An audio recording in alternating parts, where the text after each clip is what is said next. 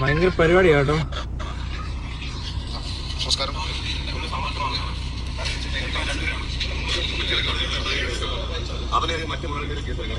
Case എടുക്കണോ?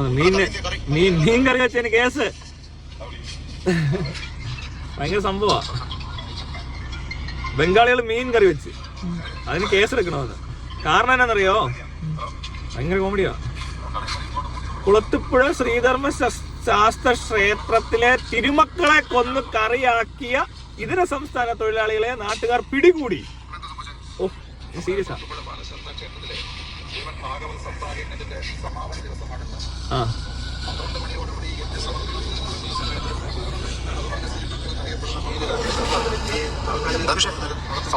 തിരുമക്കൾ എന്നറിയപ്പെടുന്ന മീനുകൾ.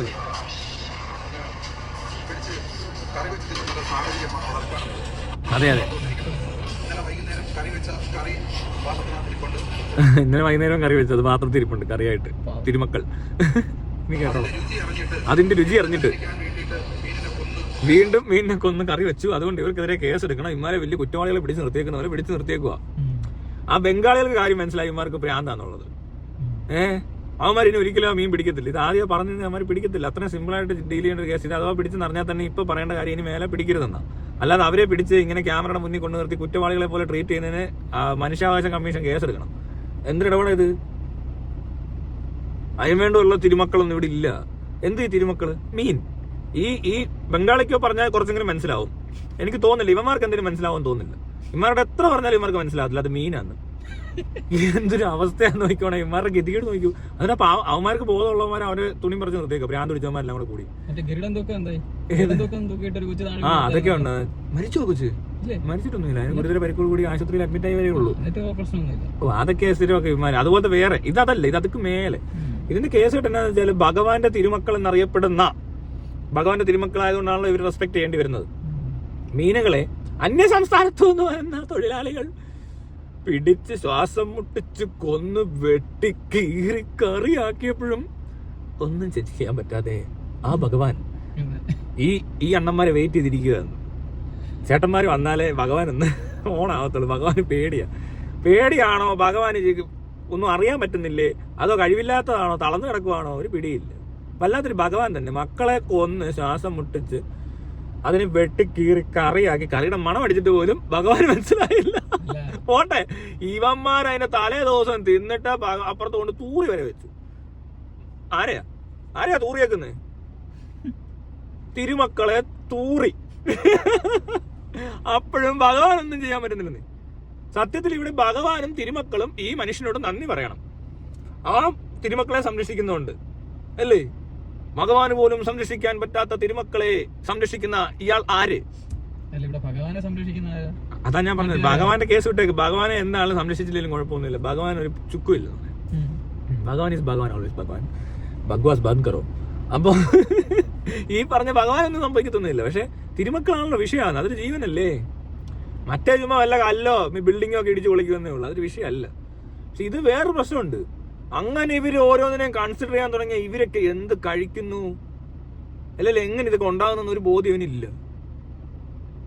അവൻ പനിക്ക് മരുന്ന് കഴിക്കാൻ പറ്റത്തില്ല. എന്തെങ്കിലും ബാക്ടീരിയലോ ഫംഗലോ വൈറലോ ഇൻഫെക്ഷൻ ഉണ്ടായാലൊന്നും ഇവനൊരിക്കലും ഒരു മരുന്ന് കഴിക്കാൻ പാടില്ല. അവിടെ വരെ എത്തണം അത്. പിന്നെ എന്നെ സംബന്ധിച്ച് വൃക്ഷങ്ങൾക്ക് ജീവനുണ്ട്, വെള്ളത്തിന് ജീവനില്ല, കല്ലിനൊന്നും ജീവനുള്ളതായിട്ട് എനിക്ക് തോന്നിയിട്ടില്ല. കോൺക്രീറ്റിനൊക്കെ ജീവനുണ്ടാകുന്ന ബിൽഡിംഗ് ഒക്കെ ഇപ്പോൾ വളർന്ന് ഒരു നില കെട്ടിയാൽ മതി. ഇപ്പോൾ ഒരു 10 നില ആകത്തില്ലേ? അതില്ല.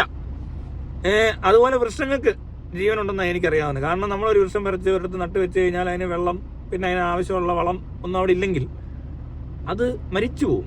ഭയങ്കര ദാരുണമായൊരു മരണമാണ്. പലരും വലിയ ചെടിയൊക്കെ ചട്ടിക്കകത്തൊക്കെ മേടിച്ച് വീട്ടിൽ കൊണ്ടുവച്ചിട്ട് വെള്ളം ഒഴിക്കാൻ മറന്നു കളയുന്നു. ഒരു കുഴപ്പമില്ലെന്നാണ് പറയുന്നവർ. അവിടെ ആ ചെടി ഇങ്ങനെ നിന്ന് ആദ്യം അതിൻ്റെ ഇല ഇങ്ങനെ ചുരുങ്ങി അയ്യോ, ആ വെള്ളമൊന്നും കിട്ടാതെ ഡ്രൈ ആയിട്ട് ഉണങ്ങി വീണ് അത് കണ്ട സങ്കടം വരും.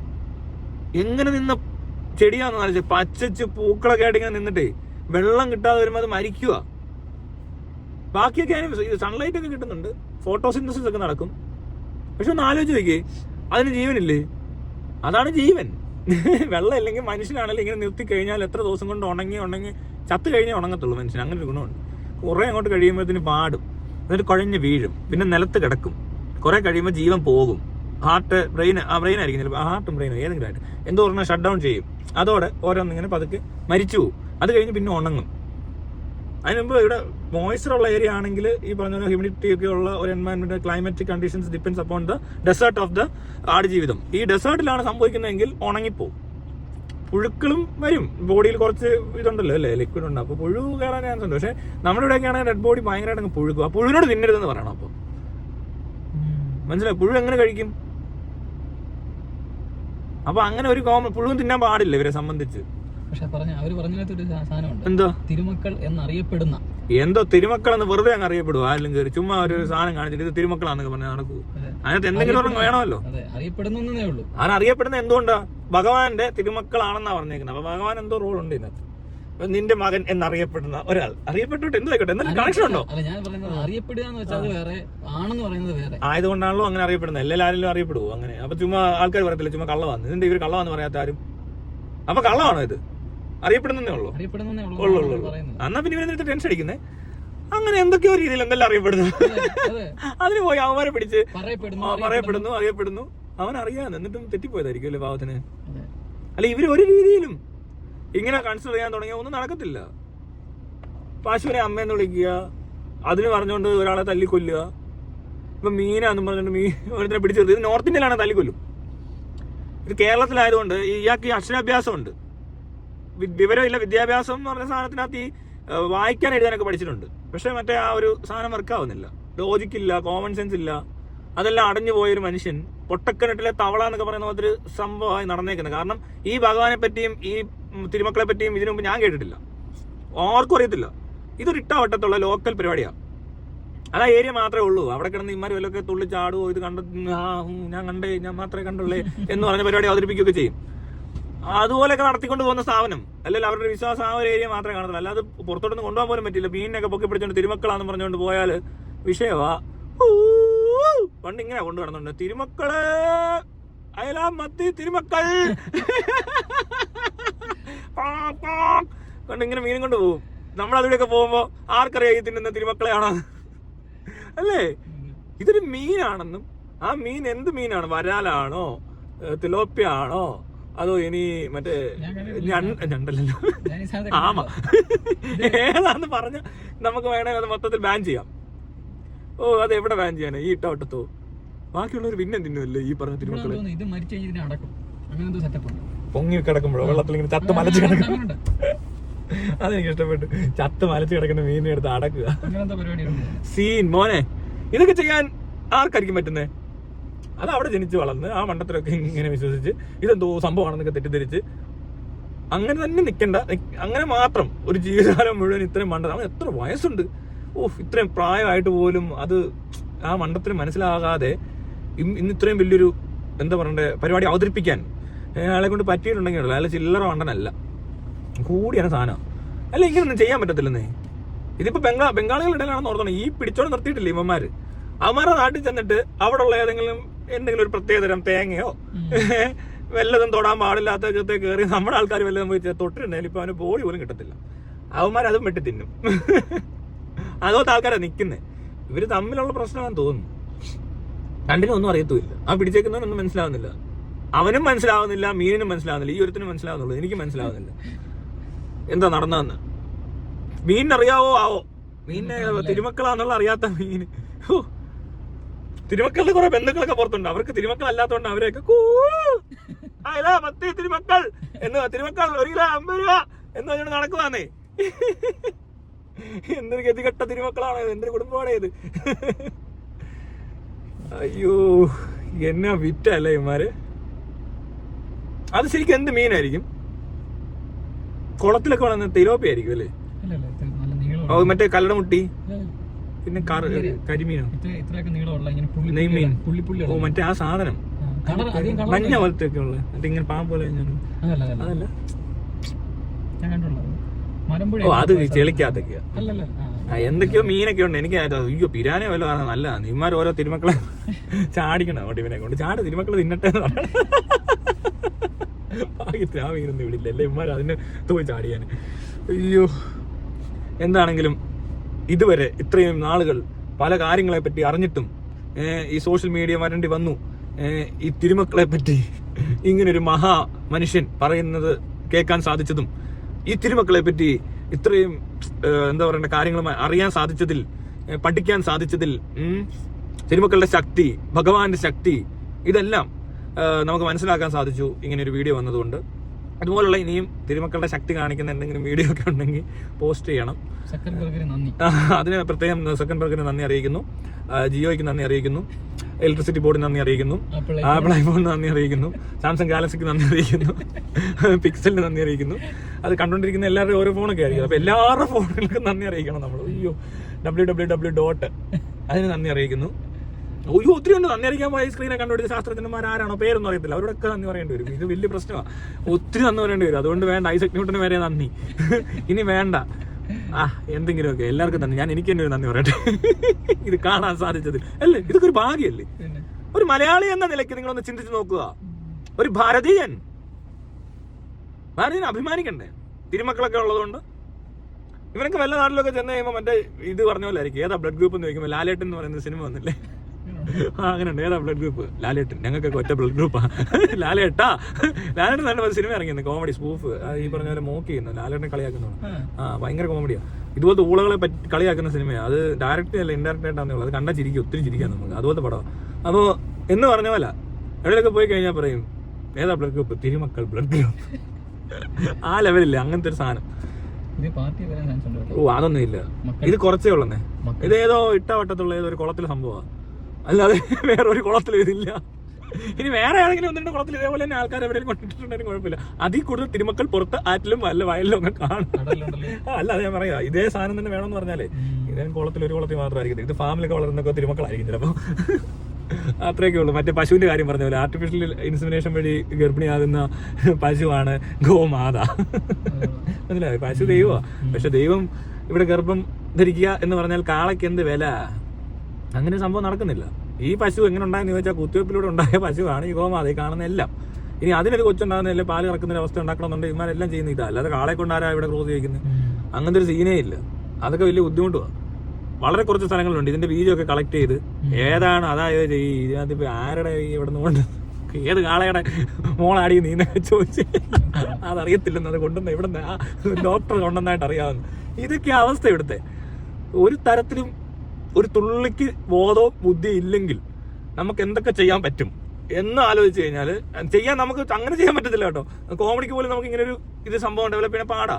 എനിക്ക് പറ്റിയിട്ടില്ല, ഞാൻ ചിന്തിച്ചിട്ട് പോലും ഇല്ല. മീനൊക്കെ ഇങ്ങനെ തിരുമക്കളാന്നൊക്കെ പറഞ്ഞ് കണക്ട് ചെയ്തിട്ട് ആ മീനിനെ ആരെങ്കിലും പിടിച്ച് കഴിയുമ്പോൾ അവനെ പിടിച്ച് അവിടെ പിടിച്ച് നിർത്തിയിട്ട് ഷോ കാണിക്കണം, അല്ലെങ്കിൽ വീഡിയോ എടുത്ത് പബ്ലിഷ് ചെയ്യണം, അവരെ കേസ് എടുക്കണം.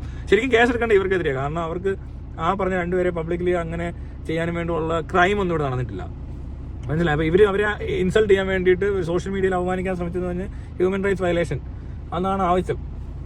അവർക്ക് വേണ്ടിയിട്ട് ഇവിടെ സംസാരിക്കാൻ ആരുമില്ല. പാവപ്പെട്ട ബംഗാളിയാണ്. ഇവിടുത്തെ രാഷ്ട്രീയ സാമൂഹ്യ നേതാക്കളോ മത നേതാക്കളോ ആരും തന്നെ ഇതിനെപ്പറ്റി ഒന്നും അപലപിച്ചില്ല. അങ്ങനെയൊക്കെ പറയുമ്പോൾ ശരിയല്ലേ? അത് ശരിയായില്ല കേട്ടോ, വളരെ മോശമായി പോയി. ഇത് കണ്ടില്ലെന്നടിക്കുന്നത് ആ ഒരു സൈഡ് നമ്മൾ നോക്കണമല്ലോ, അവരെന്ത് ചെയ്തിട്ടാണ്. ഇപ്പം നമ്മൾ 34 കോടി സൗദിയിലെ ഒരു കുടുംബം ബ്ലഡ് മണി ചോദിക്കുമ്പോൾ അത് പിരിവെടുത്ത് കൊടുത്തപ്പോൾ കരിപിടിച്ച തത്തമ്മ അങ്ങനെയുള്ള അവസ്ഥയൊക്കെ കണ്ടാന്നോ? അതായത് ഇങ്ങനെ ആ ഒരു സീനാണിത്. നമ്മളത്ര നിസ്സഹായ അവസ്ഥയിൽ 34 കോടി മുടക്കേണ്ടി വരുന്ന അടുത്ത ദിവസം നമ്മൾ കാണുന്ന വാർത്ത മീൻ തിന്നു എന്ന് പറഞ്ഞ് നമ്മുടെ നാട്ടിൽ ഇതിനെപ്പറ്റിയൊക്കെ വേദനിച്ച മനുഷ്യര്, ആടുജീവിതമൊക്കെ കണ്ട് സങ്കടപ്പെട്ടവര് എല്ലാവരും നോക്കി നിൽക്കേ അതുപോലെ ഒരാളെ അവിടെ പിടിച്ചു നിർത്തിയിട്ട് ഇത് തിരുമക്കളാന്ന് നിനക്ക് അറിയത്തില്ല എന്നാടാ മയിരെ, നീ ഏത് മയിരെ, എവിടെ നിന്ന് വന്ന മയിരനാടാ മയിരെ എന്നൊക്കെയാ ചോദിക്കുന്നേ. കണ്ടില്ലേ? ഈ മയിരെ അങ്ങ് തൂക്കിക്കൊല്ലണം എന്നൊക്കെ പറഞ്ഞ് പാവങ്ങളെ പിടിച്ച് നിർത്തിയേക്കോ. കഷ്ടമുണ്ടടാ, എന്തൊരു ദുരന്തം പിടിച്ച ജീവിതമാണ് നിന്റെയൊക്കെ. അത് അങ്ങനെ അത്ര നിർബന്ധമാണ്. നിന്റെ പറമ്പി വള നീ ഒരു ഫാം നടത്തുന്നു, അതിനകത്ത് കയറി മീൻ പിടിച്ചാൽ ഇത് തന്നെ പറയണം. അവർ പറയുന്നത് കയറി അടുത്ത പ്രാവശ്യം നിന്നെ പിടിക്കും, നീ എന്നെ കേസ് കൊടുക്കും, നീ എന്റെ സാധനം മോഷ്ടിച്ചു എന്ന് പറഞ്ഞാണ് ട്രസ്പാസിങ് മറ്റേ സാധനമൊക്കെ കൊടുക്കാം. പിന്നെ മോഷണം സംഭവിച്ച തെളിവോടുകൂടി കൈയോടുകൂടി പിടിച്ചു കഴിഞ്ഞാൽ മോഷ്ടിച്ചതിന്റെ തെളിവുണ്ടെങ്കിൽ പിന്നെ മോഷ്ടാവായി, വെറും ഒരു മോഷ്ടാവായി ഒരെന്നെ കള്ള എന്ന് വിളിച്ചില്ലേ, അങ്ങനെയൊക്കെയുള്ള പരിപാടിയിലേക്ക് നീങ്ങും. പിന്നെ അതിന്റെ വഴിക്ക് അങ്ങനെ പോവും. ഇത് അതൊന്നുമല്ല. ഇത് പുള്ളിക്ക് ഒരു ഷോ നടത്തണം, വൈറലാവണമെന്നൊക്കെ ആയിരിക്കും ചിലപ്പോൾ വിചാരിച്ചു. അതും അതിന് തിരുമക്കളെ പുള്ളി സംഭവമാണെന്ന് വിചാരിച്ചേക്കുന്നതുകൊണ്ടേ ഇയാൾക്ക് അറിയത്തില്ലല്ലോ ഇയാളാണ് തിരുമക്കളെ സംരക്ഷിക്കുന്നതെന്ന്. അപ്പൊ അയാൾ വിചാരിച്ചേക്കുന്നത് അയാൾ എന്തോ ഇങ്ങനെ ചെയ്താൽ തിരുമക്കളെ ഒരുപാട് പുള്ളിയെ എന്തോ വാരിക്കോരി കൊടുക്കും കണ്ടോ ഞാൻ തിരുമക്കളെ സന്ദർശിച്ച് കണ്ടോ ഭഗവാനെ എന്ന്, ഭഗവാനോട് നീ ചെയ്യുന്നതിന് എനിക്ക് എന്താണല്ലോ എന്തെങ്കിലും കിട്ടുമെന്ന്. കിട്ടി, ഇഷ്ടം പോലെ കിട്ടി, മേടിച്ചോണ്ടേ ഇരിക്കുക. കിട്ടിയൊന്നും പോരെ, ഇനിയും വേണോ നിനക്ക്? അയ്യോ ഇങ്ങനെയാണെ കുറെ ഉണ്ടാക്കുമല്ലോ നീ മീനിനെ നീട്ടിട്ട് വന്നിട്ട്. എന്നാലും കൊള്ളാം ഇവനെയൊക്കെ. ഭഗവാന്റെ ഒരു അവസ്ഥയാണ് ഞാൻ അലിക്കുന്നത്. ഇങ്ങനത്തെമാര് ഭഗവാനെയൊക്കെ സംരക്ഷിക്കുന്നവരാന്ന് പറഞ്ഞ ഒന്ന് ഓർത്ത് പോയി. അവൻ അങ്ങനെയൊക്കെ വിചാരിച്ച് അയ്യോ അവൻ അന്നെ പവർഫുള്ളാ. ഭഗവാന്റെ തിരുമക്കളെ രക്ഷിക്കണമെന്നുണ്ടെങ്കിൽ അത് ഇവനെ കൊണ്ടേ പറ്റത്തുള്ളൂ. ആരെ കൊണ്ട് പറ്റും? നിങ്ങൾ ചിന്തിച്ചു നോക്കും, നിങ്ങളെ കൊണ്ട് പറ്റുമോ? എനിക്ക് പറ്റത്തില്ല എന്താണേലും. അയ്യോ എങ്ങനെ പറ്റും? ഭഗവാൻ അവിടെ ഇരിക്കുമ്പോ നമ്മൾ പോയി തിരുമക്കളെ രക്ഷിച്ച ഭഗവാൻ എന്നാണ് എല്ലാം അറിയാം. സർവജ്ഞാനിയും സർവവ്യാപിയും സർവശക്തനും അവിടെ ഇരിക്കുക. ഭഗവാൻ അറിയാം ഇപ്പൊ തിരുമക്കളെ അവൻ പിടിക്കും. ഈ തിരുമക്കളെ പിടിപ്പിക്കുന്ന ആരാ? അപ്പുറത്ത് ആ മറ്റവനോട് പറഞ്ഞിട്ടുണ്ട് ഭഗവാൻ ഈ തിരുമക്കളെ പിടിക്കണം. അപ്പൊ എല്ലാം അറിയാം ഭഗവാൻ അതും അറിയാം, ഭഗവാൻ ഇതും അറിയാം, ഈ മറ്റോ വരുമെന്ന് അറിയാം ഭഗവാൻ. അതാണ് വേറൊരു കോമഡി. ഏത് ഇവൻ വീഡിയോ ഇടാൻ ക്യാമറ ഏതാന്ന് വരെ ഭഗവാൻ അറിയാം. ഷൂട്ട് ചെയ്യാൻ പോകുന്നു. ഇപ്പൊ ഞാനിരുന്ന് വീഡിയോ ഇടുന്നില്ലേ, അതും അറിയാം. ഈ വീഡിയോ നീ കാണുന്നുണ്ടോ, അതും ഭഗവാൻ അറിയാം. അപ്പൊ ഭഗവാൻ ഇതൊക്കെ അറിയാടെ. നീ ഇതിനകത്ത് ഇടപെട്ടില്ലെങ്കിലും ഭഗവാൻ നീ ഇപ്പൊ ഇടപെട്ടില്ലെന്ന് വിചാരിക്കുവോ, അതും ഭഗവാൻ അറിയാം. നീ ഇടപെടത്തില്ലെന്ന് വരെ ഭഗവാൻ അറിയാം. അപ്പൊ നീ അങ്ങ് ഇടപെടാതിരുന്നാ മതി. ഇതിനകത്ത് പ്രശ്നം തീർന്ന്. നീ വെറുതെ ഇടപെട്ട് വീഡിയോ ഉണ്ടാക്കി എന്തിന്? ബാക്കിയുള്ളവർക്ക് ഒരു തമാശ പോലെ ഒക്കെ പറഞ്ഞു ചിരിക്കാൻ ഭഗവാനെ ഇങ്ങനെ ആക്കരുത് കേട്ടോ. ഭഗവാൻ കോമഡി ആക്കരുത്. നീ ഭഗവാനെ ഇങ്ങനെ കളിയാക്കരുത്. അയ്യോ ഭഗവാൻ അവിടെയെങ്ങാനും തളർന്ന് കിടന്നോട്ടെ, എല്ലാവരും മിണ്ടാതിരുന്നോട്ടെ, ആർക്കും വേണ്ടാത്തൊരു സാധനം എന്ന് പറഞ്ഞാൽ ഇരുന്നോട്ടെ, കുഴപ്പമില്ല. ഭഗവാൻ ശശിന്ന് മാറ്റിയാവും. അറിഞ്ഞാണ് ഇമാരറിഞ്ഞ ശശി ആയിരിക്കുക. അതും ഒരു പഴയ ഭഗവാനല്ലേ, ഒരുപാട് ക്ഷീണിച്ച് കാണും, തളർന്ന് കാണും, വയ്യാണ്ടായി കാണും ഭഗവാൻ. മാത്രമല്ല ഇപ്പോൾ ഉള്ള ടെക്നോളജി എല്ലാം കൂടെ വന്നപ്പോഴേ എല്ലാം പഠിക്കണ്ടേ. ഭഗവാൻ പിടിച്ചിരിക്കുന്നില്ല, ഭഗവാൻ എല്ലാം അറിയുകയും ചെയ്യാം. ഓ ഇവര് അങ്ങനൊന്നും ഇല്ലോ, ഇവന്മാരെ നയിപ്പിക്കാന്നുള്ള അത്ര ചീപ്പാണോ ഭഗവാൻ? അങ്ങനെ ഒരു ദൈവം ഉണ്ടെന്ന് തന്നെ വിചാരിക്കുക. ആ ദൈവം ഈ തിരുമക്കളെ സംരക്ഷിക്കാൻ ഏൽപ്പിച്ചേക്കുന്നവനാ വന്നേക്കുന്നത്. ക്യാമറ അവനെ കണ്ടോ? ഇതിന് ഇവിടെ നിൽക്കുന്ന ആളാണോ? അവർ കുളത്തിന് ചുറ്റും നിൽക്കുന്ന ആളാണോ അവൻ? പറ. അവനെ ചൈനയിലോട്ട് പറഞ്ഞുവിട്, ശരിയാക്കിട്ട് വരട്ടെ. ആ കുളത്തിന്റെ ചുറ്റും കിടന്ന് ഈ പറഞ്ഞ ഭഗവാന്റെ തിരുമക്കൾക്ക് തീറ്റിട്ട് കൊടുക്കാൻ അത് മതിയോടാ. നീ ഇവിടെ നിന്ന് നിൽക്കേണ്ട ആളല്ല. ഇതിലും വലിയ ഒരുപാട് കാര്യങ്ങൾ ചെയ്യാനുണ്ട് കേട്ടോ. ഈ കൊറോണ ഒക്കെ വന്നപ്പോ എവിടെ